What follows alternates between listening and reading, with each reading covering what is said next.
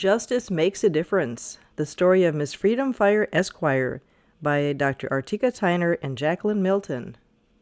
Justice's favorite place to visit was her grandma's house. Grandma always greeted her with the biggest, warmest hug. Grandma always made Justice feel important. The best part of Grandma's house was her den full of books. Justice and Grandma would spend hours together in the den, talking and reading. "Your name is your destiny," Grandma had been telling Justice since the day she was born. Grandma reminded her often that being named Justice came with great responsibility.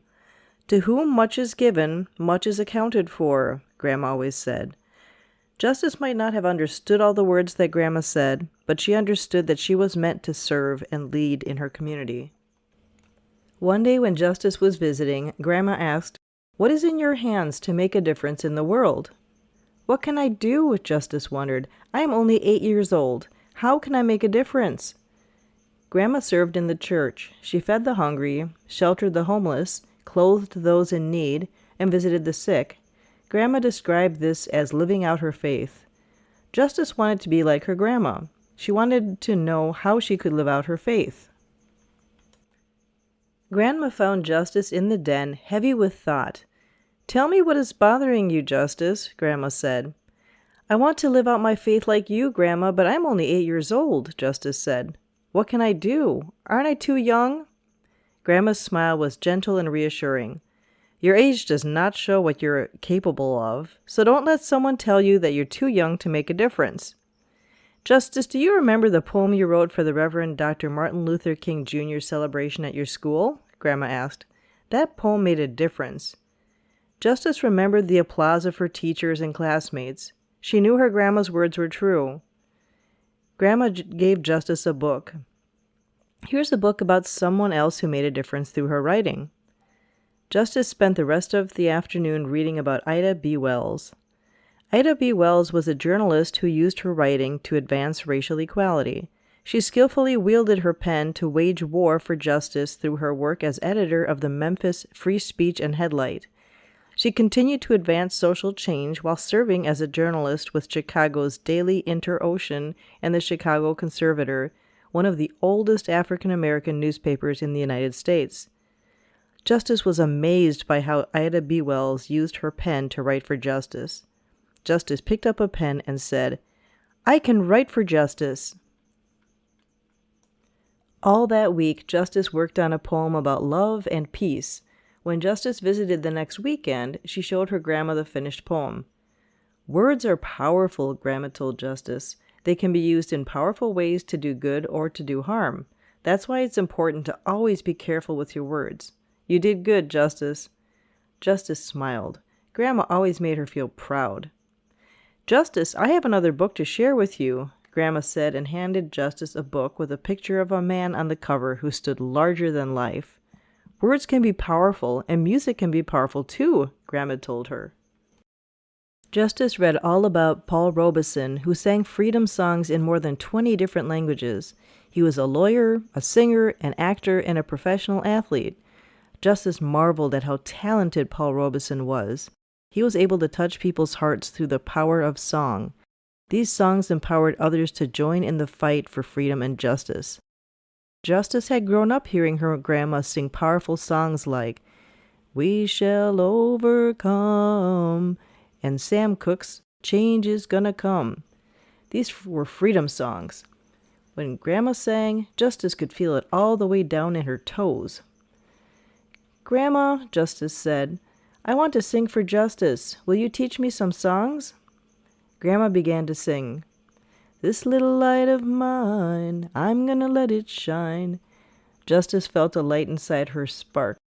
"Let it shine, let it shine, let it shine," she sang. Sometimes when Justice visited, she helped Grandma in the garden. Justice loved the way the warm earth felt under her feet. She was amazed by how the tiniest seed could become a vine full of juicy red tomatoes or a tall forest of okra plants. Grandma would sing while they worked, and Justice would hum along. Their music served as the rhythm for their digging and planting. Planting a garden was hard work, and it gave Justice a lot of time to daydream. She fantasized about what it would be like to travel around the globe.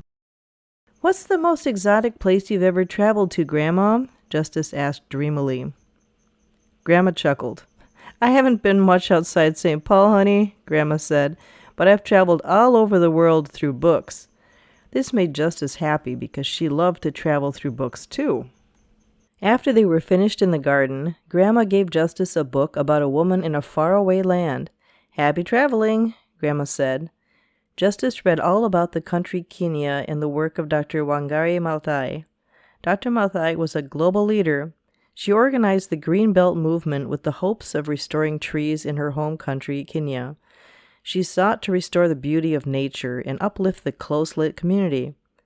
She began by organizing mothers, daughters, and grandmothers to take action by planting one seedling at a time. More than 51 million trees were planted. Justice had an idea. "Grandma, can we bring the community together like Dr. Maathai and start a community garden?" Grandma smiled her proudest smile. "I think that's a wonderful idea. Should we invite others to help?" "Yes," Justice said. "We can grow fruits and vegetables. Maybe we can ask our neighbors to help us." During one visit to her grandma's house, Justice was quieter than usual. She sat on her favorite green chair in Grandma's kitchen drinking lemonade. Grandma looked concerned. "What's troubling you, Princess?" "My friends at school said women can't be president," Justice said. "But I always thought I might grow up to be a president someday." "Justice, don't ever let anyone tell you that you can't be who you want to be." She wanted to believe her grandma, but she still wasn't sure. When Justice got home from Grandma's that afternoon, she found a book in her backpack about Shirley Chisholm. She knew it was from her grandma because her grandma always left books in hidden places as special gifts. Justice read about Shirley Chisholm, who became the first African-American woman to run for President of the United States in 1972. She called herself the candidate of the people because she was determined to fight for the rights of all people. Justice became very excited. "I can be president one day," she said to herself. Then she stood tall and said with confidence, "I can fight for justice." Justice couldn't wait to tell her friends at school about Shirley Chisholm. She told her grandma all about it. "Grandma, now all my friends want to be president." "I'm counting on it," Grandma said, smiling. "What else are you learning about in school?" she asked. "This week we learned about the legal case Brown versus Board of Education," Justice told her grandma. Grandma got a faraway look in her eyes. "I remember attending school in a one-room shack in Alabama," she told Justice. Dozens of students of all ages gathered in the schoolhouse to learn together. We didn't have much, most days not even paper or pencils, but we had a love of learning. Justice couldn't imagine going to school in a one-room schoolhouse with kids of all different ages. Justice told Grandma she learned that Brown versus Board of Education was a case about ending segregation in schools. "Grandma, we learned that black children were not allowed to attend school with white children." "Yes, Justice, I remember," Grandma said. "The schools were separate and unequal." "Grandma, we also learned about the lawyer who worked to end segregation in schools." Justice was proud to know such important information. "Indeed," Grandma smiled. "Charles Hamilton Houston. He said lawyers should serve as a mouthpiece for the weak and a sentinel guarding against wrong." "That's a funny word," Justice said. "What does it mean to be a mouthpiece?" she asked. Grandma explained. "A mouthpiece means that you use your voice to share about the challenges people face in society, like ending hunger or ending homelessness." "What does sentinel mean?" "How about you find out for yourself in your dictionary?" Grandma said with a wink. Justice ran to find her dictionary. She paged through until she found sentinel. A sentinel is a soldier or guard whose job is to stand and keep watch. "Wow," Justice thought. "I can be a soldier for justice." Finally, Justice was sure. She knew she could make a difference in the world by becoming a lawyer. Her love for superheroes inspired her vision for the future. She had a dream of becoming Miss Freedom Fighter Esquire, a superhero with a law degree and an afro. Now Justice could see herself more clearly. She was determined to use her education in the struggle for justice. She finally understood the meaning of her grandma's words, "To whom much is given, much is accounted for." Justice would live up to her name. "Justice, are you ready for bed?" asked Grandma. Justice could not believe how fast the time went by. She had remained in the den all day with her books. As she lay down for bed and finished her bedtime prayer with Grandma, Justice said, "Grandma, I will make a difference by becoming a lawyer and helping those in need." Grandma gave a reassuring smile and kissed Justice good night. Justice found a book under her pillow, another special gift from Grandma. Justice began reading about Ella Baker. Ella Baker helped the young people of the civil rights movement get organized and take a stand for equality and freedom. Justice fell asleep quietly humming Ella's song. "We who believe in freedom cannot rest. We who believe in freedom cannot rest until it comes." To me, young people come first. They have the courage where we fail, and if I can shed some light as they carry us through the gale, struggling myself don't mean a whole lot. I come to realize that teaching others to stand up and fight is the only way my struggle survives. We who believe in freedom cannot rest. We who believe in freedom cannot rest until it comes. Now here's a personal note from what went through my head when I was reading Justice Makes a Difference. And by the way, thank you for the book donation from the literacy group that was at the Community Involvement Convention. I think that's what it was called.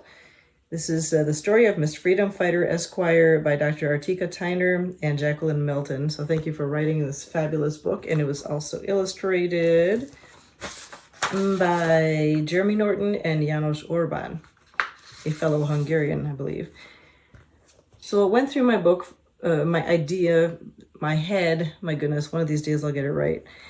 I was looking through this book and realized it's great for teaching, but not only about people's rights, but about colors, about people, about clothing, about words, about relationships, and guess for what subject?